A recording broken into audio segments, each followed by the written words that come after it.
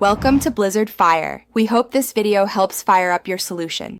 You start by preparing everything you need: tubes, a flat tray, and sorted coins. Count coins into manageable stacks so you know tube capacity. This prevents jams. Once done, inspect each tube cap and rim. Damaged caps let coins fall out. Make sure coins are roughly the same thickness in one tube. Mixing worn and mint coins causes tight spots. You'll learn why consistent stacking speeds insertion, and how simple checks stop waste of time and accidental spills. You now load coins into the tube with steady technique.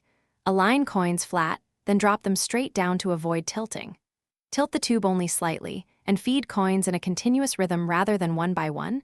This prevents misalignment. If you have a loader or funnel, use it for dimes and pennies because small coins shift easily. Once the tube nears full, slow your pace. Make sure the top coins settle flat before capping to ensure the cap closes smoothly and securely. You finish by sealing and verifying each tube. Press the cap on firmly until you hear a click. Do not force it past resistance. Once capped, count or weigh the tube against expected capacity to confirm the correct number. If the cap won't seat, gently tap the tube on a soft surface to settle coins, then try again.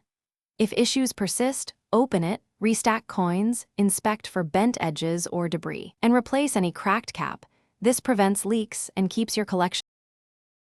Thanks for watching. If you found this helpful, don't forget to like and subscribe.